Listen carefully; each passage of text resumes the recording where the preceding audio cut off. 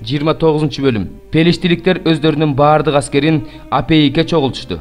Ысрайылдыктардын кошууну Израилдеги булактын жанына жайланышты. Pelişti төрөлөрү жүздөп миңдеп келе жатышты. Дөөт жана анын кишилери болсо артта Акиш менен келе жатышты. Pelişti төрөлөрү бул кайсы еврейлер деп сурашты. Акиш Pelişti төрөлөрүнө: "Эмне, силер мунун Ысрайыл падышасы Шабулдун кулу Дөөт экенин билбейсиңерби? Ал 1 жылдан ашуун убактан бери менин жанымда. Ал келгенден бери мен андан эч кандай жаман нерсе көргөн жокмун" деп жооп берди. Pelişti төрөлөрү Дөөткө кыжырданып, Акишке мындай деп айтышты: "Сен бул кишини артка жибер. Ал сен дайындаган өз ордунда тынч отурсун. Ал биз менен согушка барбасын. Согушта өзүбүзгө каршы чыкпасын. Ал өз мырзасын мына бул жигиттердин башынан башка эмне менен ыраазы кыла алат? Шабул 1000 жеңди, Дөөт 10 000 жеңди деп ушул Дөөт жөнүндө ырдап бийлешпеди беле?" Ошондо Акиш Дөөттү чакырып, ага мындай деди: "Теңир түрүү, сенин ниетиң ак. Аскерлердин арасында мени менен жүргөнүң мага жакшы болор эле. Анткени сен мага келгенден бери мен сенден жаман нерсе байкаган жокмун. Бирок сага төрөлөрдүн көз карашы жакшы эмес. Ошондуктан азыр кайра артка кайт. Тынчтык менен кете бер. Pelişti төрөлөрүн кыжырдантпа." Бирок Дөөт Акишке мындай деди: "Мен эмне кылдым? Алдыңа келген күндөн ушул күнгө чейин кулуңдан кандай айып таптың? Эмне үчүн мага мырзам падышанын душмандары менен согушканы барууга болбосун?" Акиш Дөөткө мындай деп жооп берди: "Ишен, сен мен үчүн Кудайдын периштесиндей жагымдуусуң. Бирок Pelişti мырзалары ал биз менен согушка барбасын дешти. Ошондуктан өзүң да, мырзаңдын өзүң менен кошо келген кулдары да эртең менен туруп жарык киргенде жөнөгүлө." Эртең менен Pelişti жерине кайтыш үчүн Дөөт жана анын кишилери эрте турушту. Peliştиликтер болсо согушка Израилге кетишти. 30 bölüm. Дөөт жана анын кишилери 3-күнү Сыклакка келишсе, амалыктыктар Сыклакка түштүк тарабынан кол салып, аны басып алып өрттөп кетишиптир. Аялдарды жана шаарда жашагандардын баардыгын кичинесинен чоңуна чейин өлтүрбөстөн туткундап жолуна түшүшүптүр.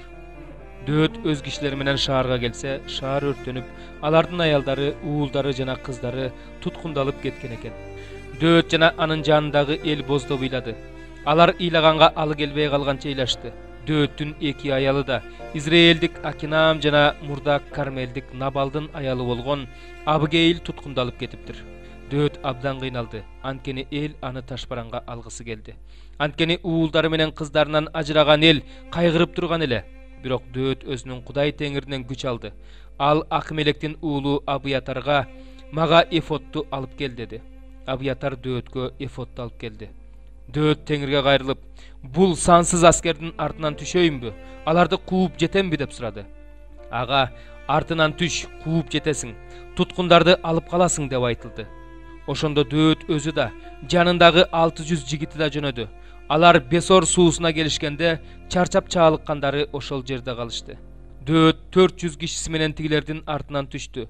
200 кишиси токтоп калды, анткени алар Бесор суусун кечип өтө алышкан жок. Алар талаадан Мисирлик бир кишини таап алып Дөөткө алып келишти да, ага нан беришти. Ал жеди, ага суу беришти. Анжыр жемишинин таңгагынан 1 бөлүк, 2 таңгак мейиз беришти. Ал аны жеп күчүнө кирди, анткени ал 3 күн 3 түн нан да жебептир, суу да ичпептир. Дөөт андан: "Сен кимдин кулусуң? Кайдан болосуң?" деп сурады. Ал ага: "Мен Мисирликмин, амалыктык бир кишинин кулумун. Кожоюнум мени таштап кетти, анткени 3 күндөн бери ооруп жатам.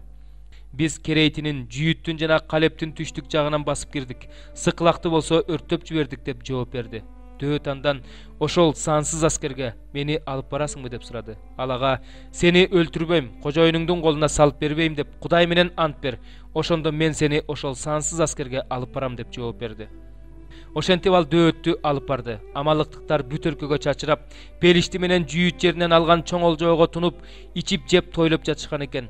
Дөөт аларды иңирден баштап эртеси күндүн кечине чейин талкалады. Төө минип качып кеткен 400 уландан башка эч ким кутулган жок. Дөөт амалыктыктар алгандын баарын тартып алды, өзүнүн 2 аялын да алып калды. Амалыктыктар алып кеткендин эч нерсеси, кичинеси да, чоңу да, уулдары да, кыздары да, олжоосу да жоголгон жок. Дөөт баардыгын кайра кайтарып алды. Дөөт алардын баардык майда жана бодо малын алды. Аларды өздөрүнүн малынын алдына салып айдап алып, "Бул Дөөттүн олжоосу" дешти. Анан Дөөт өзүнүн артынан жүрө албай калган 200 кишиге келди. Аларды Дөөт Бесор суусунун боюна калтырган эле. Алар Дөөттү жана анын жанындагы кишилерди тосуп чыгышты. Дөөт ал кишилерге келип, алардын ал жайын сурады. Ошондо Дөөт менен баргандардын арасындагы жаман, начар кишилер мындай дешти: "Булар биз менен барбагандыгы үчүн аларга өзүбүз тартып алган олжодон бербейбиз. Ар ким өз аялын, балдарын гана алсын да кете берсин." Бирок Дөөт аларга мындай деди: "Бир туугандарым, Теңир бергенден кийин мындай кылбагыла. Ал бизди сактап, бизге каршы келген сансыз аскерди колубузга салып бербедиби? Силердин бул сунушуңарды ким укмак эле? Согушка баргандардын үлүшү кандай болсо, арабалардын жанында калгандардын үлүшү да ошондой болушу керек. Баарына тең бөлүнүшү керек" деди. Ошол күндөн баштап Дөөт муну Исраил элиндеги мыйзам жана милдет катары бекитти. Ал ушул күнгө чейин сакталып келе жатат. Анан Дөөт Сыклакка келип, Жүйүттүн аксакалдарына, досторуна бул силерге Теңирдин душмандарынан тартылып алынган олжодон белек деп олжодон жөнөттү.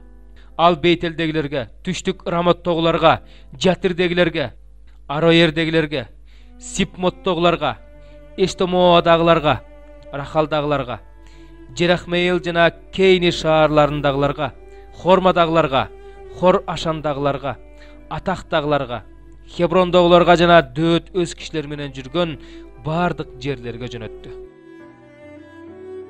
10 бөлүм. Бир туугандар, мен силердин билишиңерди каалайм. Ата бабаларыбыздын баары булут астында жол жүрүшкөн. Алардын баары деңизден өтүшкөн. Алардын баары булутка жана деңизге Мусанын урматына чөмүлдүрүлүшкөн. Бардыгы бир эле рухий тамак жешкен. Бардыгы бир эле рухий суусундук ичишкен. Өздөрүнүн артынан келе жаткан рухий аскадан суу ичишкен. Ал аска Иса Машаяк болчу. Кудай алардын көпчүлүгүнө нааразы болду. Ошондуктан алар чөлдө өлүп жок болушту. Алар сыяктуу жамандыкка жакын болбошубуз үчүн бул бизге сабак болуп калды. Алардын кээ бирөөлөрүнө окшоп бурканга табынуучу болбогула. Алар жөнүндө ыйык жазууда эл ичип жегени отурду, көңүл ачканы турду деп жазылган. Кээ бирөөлөрүнө окшоп ойноштук кылбайлы. Алардын 23 миңи бир күндө кырылган. Алардын кээ бирөөлөрүнө окшоп Машаякты сынабайлы. Сынагандарды жылаан чагып өлтүргөн. Алардын кээ бирөөлөрүнө окшоп күңкүлдөбөгүлө, күңкүлдөгөндөрдү кыруучу өлтүргөн. Алардын башынан өткөн нерселердин баары бизге сабак болуш үчүн болгон. Кылымдын акырында жашап жаткан бизге эскертүү болуш үчүн кагазга түшүрүлгөн. Ошондуктан туруп турам деп ойлогон адам жыгылып калуудан сак болсун. Силер адам баласынын башына келе турган эле сыноолорго туш болдуңар. Кудай ишенимдүү. Ал силердин көтөрө алгыс сыноо менен сыналышыңарга жол бербейт. Сыноону көтөрө алышыңар үчүн сыноо учурунда чыгуу жолун да берет. Ошондуктан сүйүктүүлөрүм, буркандарга кызмат кылуудан качкыла. 15. Силерди акыл эстүү адамдар катары көрүп айтып жатам. Айткандарым жөнүндө өзүңөр ойлонуп көргүлө. Теңирге ыраазычылык билдирүү менен ыраазычылык чөйчөгүнөн ичкенде биз Машаяктын канына үлүштөш болуп жаткан жокпузбу? Нан сындырып жегенде биз Машаяктын денесине үлүштөш болуп жаткан жокпузбу? Намдүрө, бардыгыбыз биригип бир денебиз, анткени бардыгыбыз бир нандан жеп жатабыз. Исраил элин алып көрөлү. Курмандыктан жегендер курмандык чалынуучу жайга үлүштөш болуп жатышкан жокпу? Муну менен эмнени айткым келет? Буркан маанилүү нерсе демекчиминби? Же ага багышталган курмандыкты маанилүү нерсе демекчиминби? Албетте жок. Айтайын дегеним бул: бутпарастар курмандыктарын Кудайга эмес, жиндерге багышташат. Силердин жиндер менен үлүштөш болушуңарды каалабайм. Силер бир эле учурда Теңирдин да жиндердин да чөйчөгүнөн ич албайсыңар. Силер бир эле учурда Теңирдин да жиндердин да дасторконунан тамактана албайсыңар.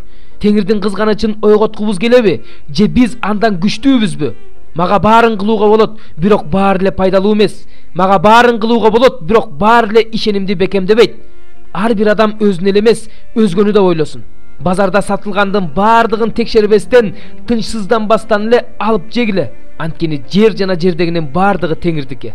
Эгерде Теңирге ишенбегендердин бири силерди үйүнө чакырып калса, аныкына барганыңарда алдыңарга коюлган тамак ашты текшербестен, тынчсызданбастан эле жегиле. Эгерде кимдир бирөө силерге бул бурканга багышталган тамак десе, анда муну айткан ошол адам үчүн жана анын абийири үчүн жебей эле койгула. Өзүмдүн эмес, анын абийирин айтып жатам. Башка бирөөнүн абийирине өз эркиндигимди соттотуп эмне кылам? Эгерде мен тамакты Кудайга ыраазычылык билдирүү менен жеп жатсам, анда мени ыраазычылык билдирип жеген тамак үчүн айыптоонун эмне кереги бар? Ошентип ичсеңер да, жесеңер да, эмне кылсаңар да, баарын Кудайды даңкташ үчүн кылгыла. Жүйүткө да, эллинге да, Кудайдын жыйынына да азгырык болбогула. Мен да өз пайдамды эмес, көптөрдүн пайдасын көздөп, куткарылып калышы үчүн аларга бардык жагынан жагууга аракеттенип жатам. 8-бөлүм. 6-жылы 6-айдын 5-күнү мен өзүмдүн үйүмдө отургам. Жүйүт аксакалдары алдымда отурушкан. Мага ошол жерде Кудай Теңирдин колу түштү. Ошондо мен отко окшогон бирөөнү көрдүм. Анын белинен өйдө от, белинен жогору жалындын жарыгындай жаркырак эле. Ал колго окшогон бир нерсени сунуп мени чачтан алды. Ошондо рух мени асман менен жердин ортосуна көтөрдү. Ал мени Кудайдын көрүнүштөрүндө Иерусалимге, түндүктү караган ички дарбазанын кире беришине, кызганчаактыкты ойготкон, кызганчаактыктын жасалма Кудайы орнотулган жерге алып келди. Ошол жерде мен талаадан көргөн даңкка окшош Исраил Кудайынын даңкы турган эле. Ал мага: "Адам уулу, түндүк тарапка көз чаптыр" деди. Мен түндүккө көз чаптырдым. Мына кире бериште турган ошол кызганчаактыктын жасалма Кудайы курмандык чалынуучу жайдын дарбазасынын түндүк жагында экен.